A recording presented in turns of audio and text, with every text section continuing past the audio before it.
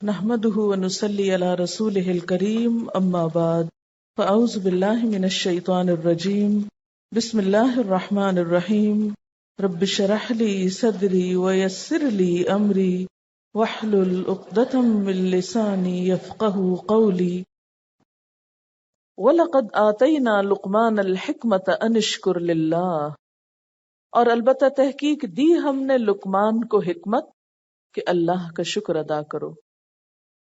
لقمان کون تھے؟ اللہ کے ایک نیک بندے جنہیں اللہ تعالیٰ نے حکمت اور عقل و فہم سے نوازا تھا، بصیرت عطا کی تھی۔ ان سے کسی نے پوچھا کہ تمہیں یہ فہم و شعور کیسے حاصل ہوا؟ تو انہوں نے فرمایا راست بازی اور امانت کے اختیار کرنے اور بے فائدہ باتوں سے اجتناب اور خاموشی کی وجہ سے۔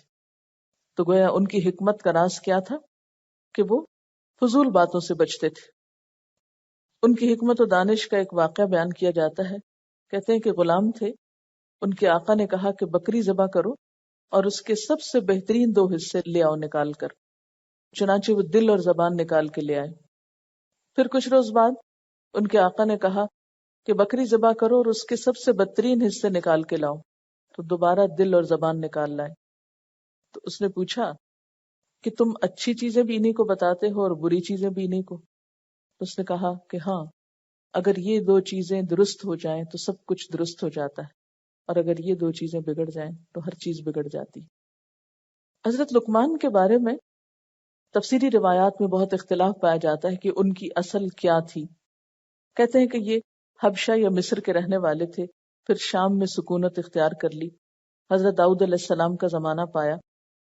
بعض نے ان کو نبی بھی بتایا ہے، لیکن اکثریت نے اس سے اختلاف کیا ہے۔ بہرحال وہ جو بھی تھے، قرآن ان کو حکیم و دانا انسان کے طور پر متعارف کرتا ہے۔ اور دوسری بات یہ کہ ان کی شخصیت عربوں کے ہاں بہت مشہور تھی۔ شعراء جاہلیت مثلاً امر القیس، لبید، عاشا، طرفہ وغیرہ کے کلام میں ان کا ذکر ملتا ہے۔ بعض پڑھے لکھے عربوں کے ہاں صحیفہ لقمان نام کی کتاب بھی تھی۔ ان کے حکیمانہ اقوال زریں جس کو آپ کہتے ہیں، وہ اس مجموعے میں موجود تھے۔ روایات میں آتا ہے کہ ہجرت سے 3 سال پہلے مدینہ کا پہلا شخص جو نبی صلی اللہ علیہ وسلم سے متاثر ہوا وہ سوید بن صامت تھا۔ وہ حج کے لیے مکہ گیا۔ وہاں آپ صلی اللہ علیہ وسلم اپنے قاعدے کے مطابق مختلف علاقوں سے آئے ہوئے حاجیوں کی قیام گاہوں پہ جا جا کر دعوت اسلام دے رہے تھے۔ تو اتنے میں سوید نے آپ صلی اللہ علیہ وسلم کی بات سنی، اور جو باتیں آپ پیش کر رہے تھے اس سے بہت متاثر ہوئے اور کہنے لگے کہ میرے پاس بھی ایک چیز ہے جو آپ کی باتوں سے ملتی جلتی ہے۔ آپ نے پوچھا کہ وہ کیا ہے؟ تو اس نے کہا کہ مجلہ لقمان، یعنی لقمان کی نصیحتوں پر مبنی ایک مجلہ یا کتاب ہے۔ اس پر آپ صلی اللہ علیہ وسلم نے اس کی چند باتیں سنی، لیکن آپ نے اس کے مقابلے میں قرآن پاک کا کچھ حصہ پڑھ کر سنایا۔ تو سوید نے اس کا اعتراف کیا کہ ہاں فی الواقع قرآن جو ہے وہ مجلہ لقمان سے بھی بڑھ کر بہترین چیز ہے۔ یہ بھی سیرت ابن ہشام کا واقعہ ہے۔ اب دیکھیے کہ سورۃ لقمان کا پچھلی سورت سے کیا تعلق ہے۔ سورۃ روم میں بار بار دین فطرت کی بات کی گئی کہ یہ دین جس کی طرف محمد صلی اللہ علیہ وسلم بلا رہے ہیں، یہ تمہاری اپنی باتیں، تمہاری فطرت ان کا تقاضا کرتی ہے، اس کی ضرورت ہے۔ اور دیکھو کہ جو لوگ بھی فطرت سے قریب تھے، ہاں وہ نبی نہیں بھی تھے، محض دانا اور حکیم تھے، انہوں نے بھی ایسی اچھی باتیں کہیں۔ اسی لیے ہمیں حکم ہے نا کہ حکمت مومن کی متاع گم گشتہ، جہاں پائے اسے اختیار کر لے کہ وہ اس کی اپنی ملکیت ہے۔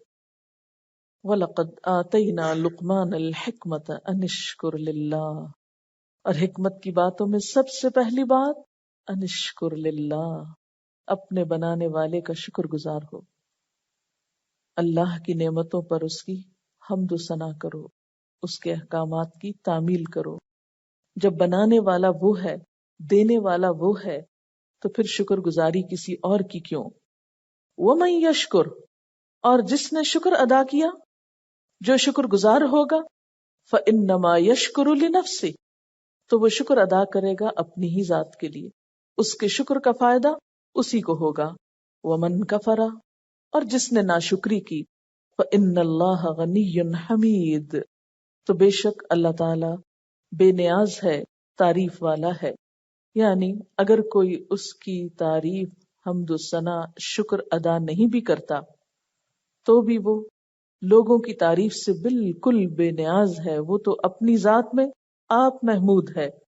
اور جو کفر کرتا ہے اس کا یہ کفر کرنا خود اس کے اپنے ہی لیے نقصان دہ ہے، اور جو شکر کرتا ہے تو اس کی شکر گزاری اسی کے لیے فائدہ مند ہے. وَإِذْ قَالَ لُقْمَانُ لِابْنِهِ، اور جب لقمان نے اپنے بیٹے سے کہا. اب بیٹے کا ذکر یہاں خاص طور پر کیوں ہے؟ کیونکہ انسان اپنے بچوں کے لیے سب سے بڑھ کر خیر خواہ ہوتا ہے. کوئی بھی والدین ایسے نہیں ہوتے جو اپنے بچوں کو کوئی بری بات بتائیں یا کوئی غلط نصیحت کریں. ہر ماں باپ کی خواہش اور تمنا اور طریقہ کیا ہوتا ہے کہ وہ اپنے بچوں کو سب سے عمدہ چیز دیں، سب سے عمدہ نصیحت دیں، ان کے لیے بہترین سے بہترین خیر خواہی کا کام کریں. تو اس لیے ان کے بیٹے کا ذکر ہے کہ اس نے اپنے بیٹے کو یہ نصیحتیں کی تھی. وَهُوَ يَعِظُهُ، اور وہ اپنے بیٹے کو نصیحت کر رہا تھا. یا بنیا، اے میرے بچے، لا تشرک باللہ، اللہ کے ساتھ شریک نہ ٹھہرانا. یعنی کوئی باپ اپنے بیٹے کے ساتھ زیادتی نہیں کر سکتا، اس کو تو دھوکہ نہیں دے سکتا، اس کے ساتھ تو خیر خواہی ہی کرے گا. تو جس طرح لقمان نے اپنے بیٹے سے خیر خواہی کی، اور خیر خواہی میں سب سے پہلی نصیحت کیا تھی کہ شرک نہ کرنا. تو دیکھو یہ اللہ کا بندہ جو تمہارے درمیان اٹھا ہے، جو اپنی قوم کے لیے اپنی اولاد سے بھی بڑھ کر خیر خواہ ہے، وہ بھی تو تمہیں یہی تلقین کر رہا ہے کہ اللہ کے ساتھ کسی کو شریک نہ ٹھہراؤ. جس طرح حکمت کا اولین تقاضا اللہ کی شکر گزاری ہے، اسی طرح شکر کی اصل روح شرک سے اجتناب ہے، کیونکہ شرک دراصل ناشکر پن کی انتہا ہے. اب دیکھیں شرک کیا ہے؟ سب کچھ آپ کو اللہ تعالیٰ دے رہا ہے اور آپ احسان مند کسی اور کے ہو رہے ہیں، تو یہ ناشکرا پن ہے نا. مثلا پڑھایا لکھایا جنم دیا والدین نے آپ کو، اور آپ منہ بولی ماں بنا لے کسی اور کو. بعض لوگ کرتے ہیں نا ایسے، اپنے ماں باپ کو چھوڑ کر دوسروں سے دوستی کر لیتے ہیں، دوسروں کے شکر گزار ہو جاتے ہیں. تو اسی طرح رب کے ساتھ بھی بندے ایسا ہی طریقہ اختیار کیے ہوئے ہیں. رب نے پیدا کیا ان کو، رزق اس نے دیا، زندگی کی ہر نعمت اس نے دی، لیکن ان کی عبادت اور ان کی توجہ دوسروں کی طرف ہو گئی. ان الشرک لظلم عظیم، بے شک شرک بہت بڑا ظلم ہے، ظلم عظیم ہے. اور ظلم کا کیا معنی ہوتا ہے؟ کسی کو اس کے حق سے محروم کر دینا. یعنی اللہ کا حق کیا ہے کہ سب سے بڑا اسی کو مانا جائے، اسی کی عبادت کی جائے، اسی کی اطاعت گزاری کی جائے، اسی کا شکر ادا کیا جائے. لیکن جب کوئی ایسا نہیں کرتا، اس کو چھوڑ کر دوسروں کی طرف توجہ کرتا ہے، تو ایسا کرنا سب سے بڑا ظلم ہے. وَوَصَّيْنَا الْإِنسَانَ بِوَالِدَيْهِ، اب یہاں سے اللہ تعالیٰ کا کلام شروع ہو رہا ہے. لقمان کی تھوڑی سی بات، پھر اللہ تعالیٰ براہ راست اپنی طرف سے نصیحت کرتے ہیں. وَوَصَّيْنَا الْإِنسَانَ، اور ہم نے وصیت کی، تاکیدی حکم دیا انسان کو. کس بات کا؟ بِوَالِدَيْهِ، کہ اپنے والدین کے ساتھ یعنی اچھا سلوک کرنا، احسان کرنا. حملتہ امہ وہنا علی وہن، اس کی ماں نے اس کو کمزوری پر کمزوری اٹھا کر پیٹ میں رکھا، مشقت پہ مشقت اٹھا کے، ذوف پہ ذوف اٹھا کے. وہن کس کو کہتے ہیں؟ کمزوری کو. یعنی ماں کو جب حمل ٹھہرتا ہے تو بچہ تو دن بدن بڑھنا شروع کر دیتا ہے، اس کی تو گروتھ شروع ہو جاتی ہے، اور ماں دن بدن کمزور ہونے لگتی ہے، کیونکہ ماں کے خون پہ وہ پلتا ہے، ماں کی غذا سے وہ غذا لیتا ہے. ماں کے اندر آپ دیکھیں بچے کی پیدائش کے دوران کس کس قسم کی ڈیفیشنسیز ہو جاتی ہیں. کیلشیم کی کمی ہو جاتی ہے، انیمک ہو جاتی ہے مائیں، خون کی کمی ہو جاتی ہے، ویسے کمزوری ہو جاتی ہے. جو جو بوجھ بڑھتا ہے، ماں تکلیف پہ تکلیف اٹھاتی ہے، مشقت پہ مشقت کرتی ہے. اسی لیے والدین کے ساتھ احسان کے فوراً بعد خصوصاً ماں کی بات کی گئی کہ ماں کا حق زیادہ ہے. جیسے کہ ایک حدیث میں آتا ہے کہ ایک شخص نے آپ صلی اللہ علیہ وسلم سے آ کر پوچھا کہ میرے سب سے اچھے سلوک کا مستحق کون ہے؟ تو آپ نے فرمایا تمہاری ماں. اس نے پھر پوچھا، آپ نے فرمایا تمہاری ماں. اس نے پھر پوچھا تو آپ نے فرمایا تمہاری ماں. چوتھی دفعہ جب پوچھا تو فرمایا تمہارا باپ.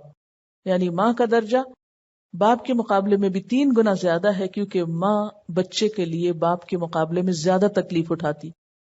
تو جو جس چیز میں جتنی محنت کرتا ہے، جتنی مشقت کرتا ہے، اس کا اجر و ثواب اتنا ہی زیادہ ہو جاتا ہے.